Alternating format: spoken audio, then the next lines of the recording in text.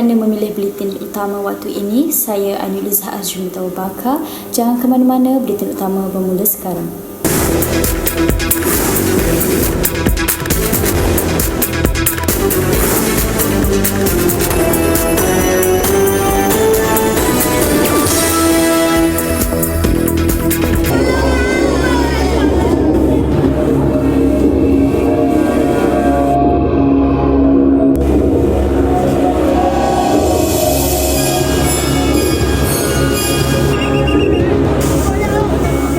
Assalamualaikum dan salam sejahtera. Paparan visual itu tadi menunjukkan detik-detik cemas orang ramai menyelamatkan diri dalam kejadian kebakaran di Pulau Pinang. Dalam insiden itu, 4 anggota bomba cedera ditimpa dinding bangunan ketika melakukan operasi pemadaman kebakaran 3 unit rumah kedai 2 tingkat di Lebuh Kenabun, Georgetown malam tadi. Mangsa cedera merupakan seorang anggota bomba dari Balai Bomba Penyelamat Bagan Cemal dan 3 lagi dari pasukan bomba sukarelawan. Pengarah Jabatan Bomba dan Penyelamat Negeri, Saadun Mohtar berkata, apabila dinding bangunan tiba-tiba runtuh ketika operasi memadam api giat dilakukan kira-kira pukul 9 malam. Kejadian tembok runtuh ni adalah disebabkan oleh bangunan struktur bangunan. Bangunan ni adalah merupakan bangunan pre-war building, lantai papan. Kecederaan itu melibatkan semasa anggota kita melakukan semburan daripada luar bangunan lah. Dinding bahagian tepi bangunan telah runtuh. Tapi tidak mengalami kecederaan yang serius lah. Katanya, semua anggota terbabit kini dalam keadaan stabil selepas dikejarkan ke Hospital Pulau Pinang untuk rawatan. Api dapat dikawal dalam tempoh masa setengah jam dan kerja-kerja memadam kebakaran membabitkan 63 anggota dan pegawai. 3 jentera dari Balai Bomba dan Penyelamat Lebuh Pantai Jalan Perak dan Bagan Cemal terbabit dalam operasi berkenaan. Kedai di bahagian tengah terbakar sehingga 70%, manakala 2 rumah lagi terbakar sehingga 50%. Api juga dapat dikawal daripada terus merebak ke pusat penjagaan orang tua di bangunan yang terletak hanya 6 meter dari lokasi kebakaran.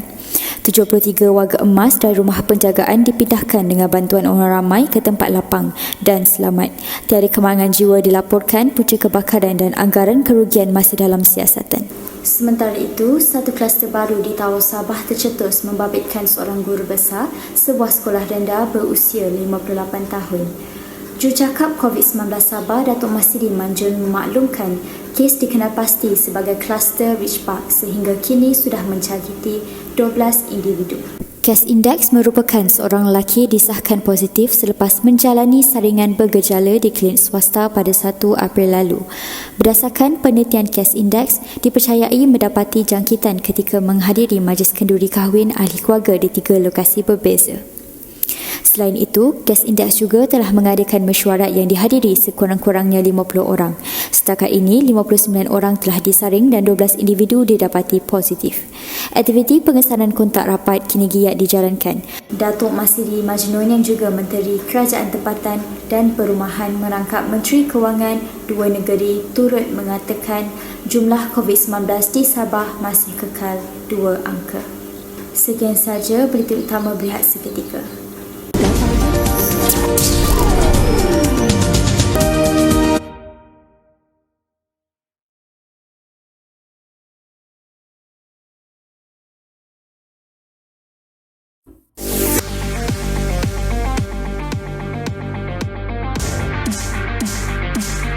Tidak akan tinggalkan dunia lakonan sebab itu dah jadi minat saya. Kalau ada kat luar sana yang rasa kurang senang dengan cara Aina dan tim Aina bekerja, kami minta maaf.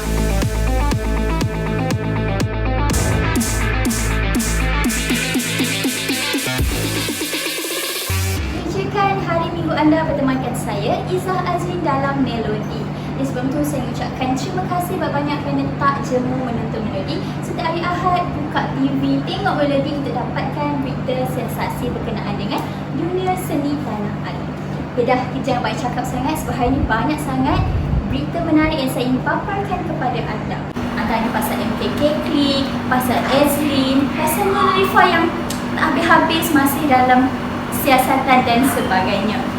Okey, kita simpan dulu sebentar. Kita pergi kepada seorang pelakon lelaki yang agak popular, namanya adalah Shahrul Rizwan. Pasti semua orang kenal kan? Dan ia dikatakan juga sebagai hero melayang, di mana beliau telah mengalami kerugian daripada perniagaannya. Dan biasalah kan adat perniagaan mestilah ada naik turun, untung rugi dan sebagainya. Saya pun kalau ada masuk bisnes mesti akan ada untung rugi. Okay, dan jadi apa lagi? Jom kita sama-sama jumpa Syahrul Rizwan.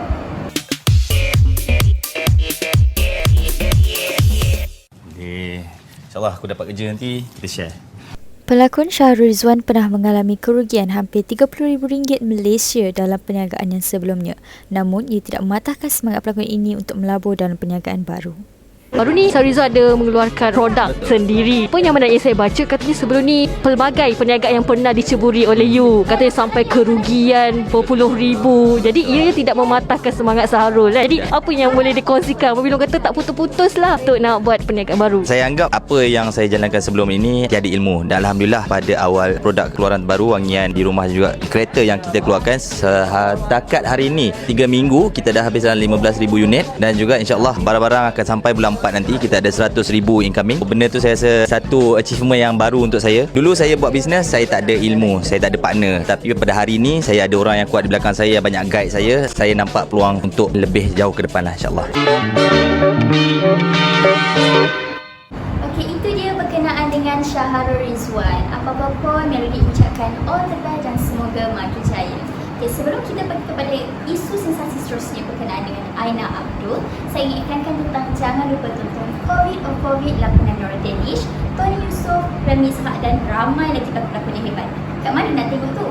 Boleh menontonnya di iQIYI ataupun www.iqyiyi.com.my. Banyak sangat drama Melayu, K-drama, Jepun, anime dan banyak lagi. Okey, jangan buang masa. Kita ingin menonton pula pasal Aina Abdul. Ada pihak yang mengatakan mereka rimas disebabkan oleh Aina Abdul ni bila mana je dia pergi jemputan ke jemputan mana-mana ke, memang akan membawa entourage-nya ataupun rombongannya.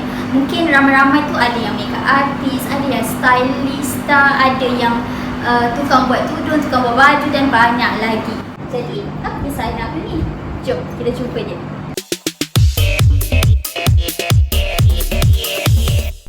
Ini pula cerita mengenai pemenang tempat kedua anugerah juara lagu 35 tempoh hari, Aina Abdul. Melody sempat bertanya kepada Aina tentang satu dakwaan yang kurang senang tentang Aina. Apalah agaknya tu kan?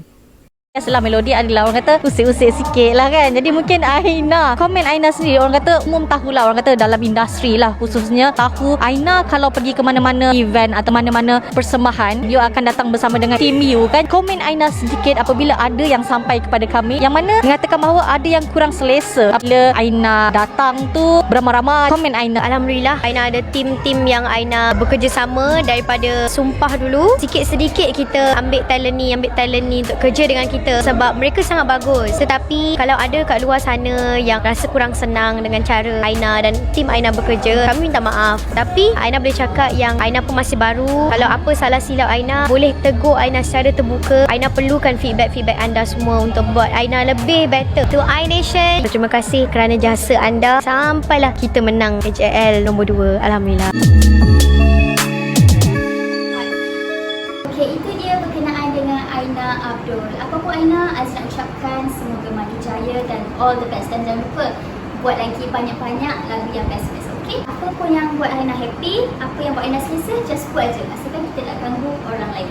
Okey, mana berakhirnya isu Aina tadi, maka berakhirlah rancangan Melody pada hari ini.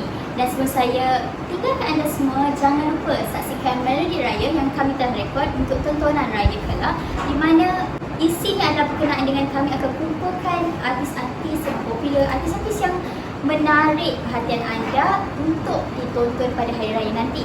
Dan lagi satu, kita akan kumpulkan mereka yang pernah bergaduh, pernah berselingkuh dan kumpulkan dalam satu studio yang sama. Jadi apa reaksi mereka? Jangan lupa tonton nanti. Okey, sempena bulan Ramadan ini, saya mengucapkan selamat menyambut hari Ramadan dan semoga hari Ramadan ini yang mubarak ini semoga kita penuhi dengan ibadah-ibadah, tingkatkan ibadah sunat dan makan sunnah Nabi Muhammad SAW. Semoga kita mendapat 1,001 hidayah daripada Allah SWT. Jadi, itu sahaja dari saya. Tingkatkan prestasi, kurangkan kontroversi dan berdiri di atas paket sendiri. Bye. Assalamualaikum.